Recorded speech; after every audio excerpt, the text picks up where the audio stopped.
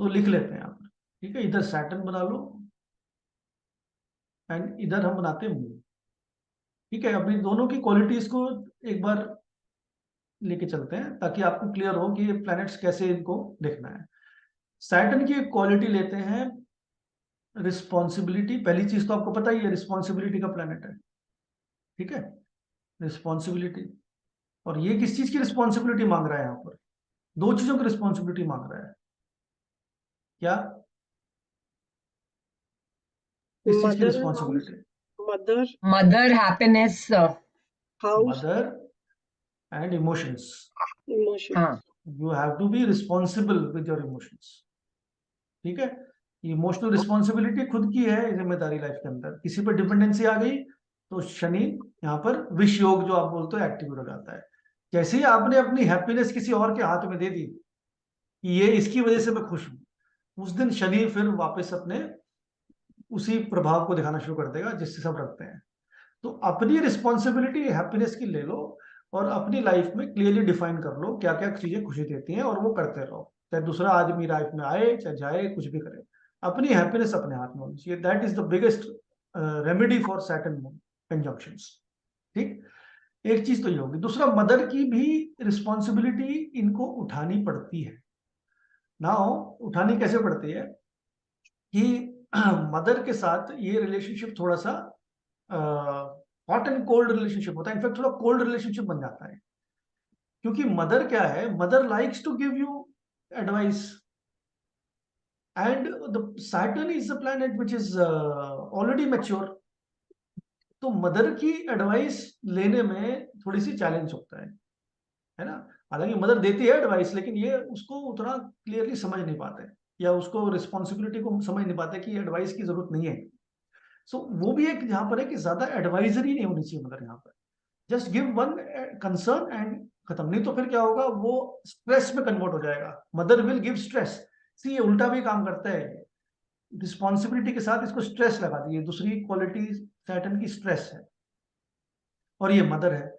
अब ये मदर भी तो स्ट्रेस दे रही है ना, सैटर्न मून को दे रहा है तो मून भी तो सैटर्न को कुछ दे रहा है।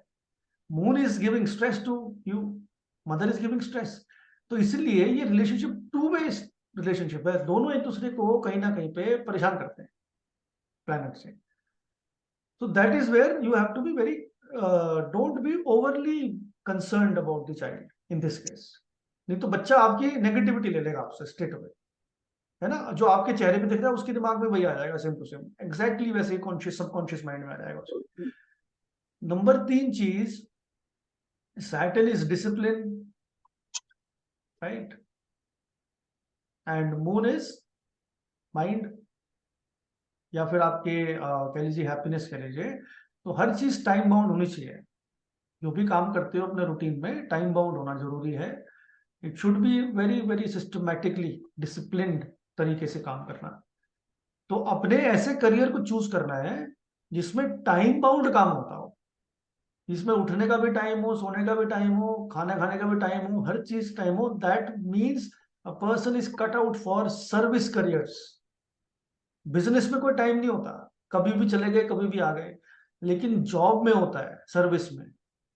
तो ये शनि चंद्रमा वहां पे कम पीड़ा देते हैं जो व्यक्ति नौकरी करता है, क्योंकि वहां पे ऑलरेडी आपके साथ एक टाइम बाउंड लिमिटेशन है, हर चीज डेडलाइन में काम करना पड़ता है। तो this is a good remedy for Saturn moon, that you do job. Job की फील्ड में ये एक्सेल कराता है हमेशा, सर्विस की फील्ड में। दैट मीन्स बिजनेस में आना है तो फिर उसके लिए हमें फिर और दूसरी एक्टिविटीज बनानी पड़ेगी, बट ये जॉब की फील्ड में ज्यादा अच्छा काम करता है। And then fourth, Saturn is karma, और we can say your career, ठीक है, action planet of career. And moon is travel, तो career should involve travel. Travelling careers ज्यादा सूट करेंगे। एक जगह पे बैठ जाओगे जाके लंबे ड्यूरेशन तक तो ये डिप्रेशन क्रिएट कर देगा। तो इनको इनको अपने करियर में ट्रैवल डालना ही पड़ेगा एज अ रेमेडी।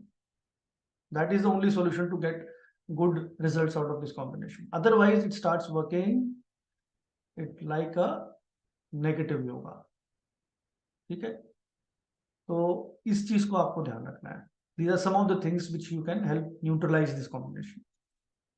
तो इस केस में आपको भी, जिसके भी ये कॉम्बिनेशन मिल गया, उसमें आपको चैलेंज आएगा इन चीजों का, and you have to negate this challenge by doing this thing.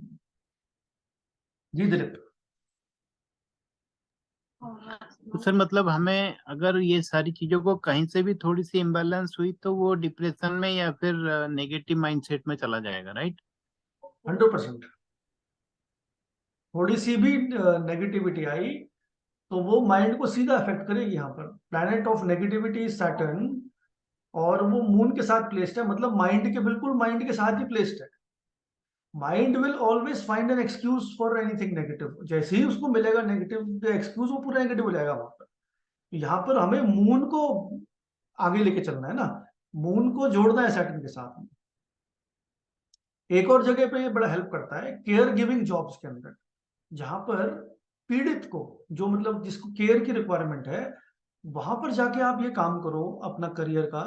या इसकी एक शॉर्ट टर्म रेमेडी जिसको हम अब्रॉड में बोलते हैं वॉलंटरी सर्विसेज, या वॉलंटियर्स जो होते हैं, वॉलंटियर्स होते हैं ना, कि किसी का जाके केयर गिविंग कर दिया, या थोड़ी देर किसी की ड्यूटी कर दी, काम जाके वहां पर बच्चों को संभालना, या कुछ भी इस टाइप के जो केयर गिविंग जॉब्स होते हैं, ये सैटर्न मून वाले कॉम्बिनेशन पे होते हैं, कि दूसरे का केयर करने के लिए आप जाते हो। ये रेमेडी भी हो जाती है और साथ में आपका सैटर्न मून न्यूट्रलाइज भी हो जाता है। So there are multiple ways which we can look at neutralizing these things. But अगर ये न्यूट्रलाइज नहीं किया तो प्रॉब्लम आ जाती है। ठीक है, अभी मैं आपको एक चार्ट दिखाता हूँ इसी का, जो कुछ कुछ कॉम्बिनेशन वाला। ये तो हो गया इनका। अभी सेकंड आप अभी देखो, ये जो चार्ट है इसमें भी सैटर्न मून कंजंक्शन है सेकंड थर्ड हाउस में। ठीक है, और ये थर्ड हाउस में सैटर्न मून कंजंक्शन क्या बता रहा है अभी, कि अगेन वही चैलेंजेस आएंगे, लेकिन it is in A watery राशि ऑल्सो, पाइसेस, जैसे यहाँ पर भी पाइसेस है। अब थर्ड हाउस में जाके बन रहा है ये। थर्ड हाउस हमारे करेज का हाउस है। ठीक है, you need to find this Saturn moon conjunction की मैनिफेस्टेशन थर्ड हाउस से कनेक्टेड, आपके करेज से कनेक्टेड होनी चाहिए, आपकी हैवी ट्रैवलिंग होनी चाहिए लाइफ के अंदर, थर्ड हाउस में आ गए। या फिर ऐसी कोई राइटिंग के काम में आ जाओ जहां पर आपको सैटर्न और मून की क्वालिटीज दिखे। तो ये जो क्वालिटी, ये जो कुंडली है, ये बहुत ही सक्सेसफुल इंसान की कुंडली है। ठीक है, एंड द रीजन बीइंग कि he is in the navy. ठीक है, नेवी में है ये, और नेवी की में होने की वजह से जो ये ट्रैवल कॉम्बिनेशन था सैटर्न मून, ये हमेशा टाइम बाउंड रहा इंडियन नेवी के अंदर। देन उनकी ट्रैवल भी रही, और तीसरी चीज डिसिप्लिन भी रहा। तो यहाँ सैटर्न मून ने कोई प्रॉब्लम नहीं क्रिएट की, and this gives very focused careers. Uniform आ जाती है इसमें। तो सैटर्न का काम डिसिप्लिन है वैसे, कि बाय द क्लॉक, है ना। कर्नल साहब को बाय द क्लॉक अच्छा लगता है, कि सुबह उठे तो ये नाश्ता, ये सैर करना, और सब कुछ बाय द क्लॉक। तो ये बाय द क्लॉक वाले हॉरोस्कोप्स होते हैं। If you are following the clock, then Saturn is supporting you. If you say कि भाई अब मैं, तभी इन लोगों को प्रॉब्लम कम आती है, रिटायर होती है। जैसे ये रिटायर होते हैं और इनकी बाय द क्लॉक वाली मेंटालिटी हट जाती है, then they start losing everything. ये भी अब दिक्कत आनी शुरू हो जाती है इनको। तो इनके लिए रूटीन बहुत मैटर करता है। एक आम आदमी के जीवन में, अब नेवी में तो नहीं जा सकते हम लोग, हम क्या करेंगे अपनी लाइफ में, रिगरस रूटीन डाल देंगे। सुबह उठ के ये करना है, फिर खाना, फिर फ्रूट्स, फिर पानी, फिर ये, फिर जब तक ये पूरे दिन का अपनी क्लॉक सेटिंग नहीं करोगे ना, तब तक ये सैटर्न मून तंग करता रहेगा। और ये न्यूट्रलाइज भी हो जाएगा इससे बहुत अच्छे से, अगर आप इसको अच्छे से कर सकते हो। तो use this quality of Saturn moon, it will give you good results.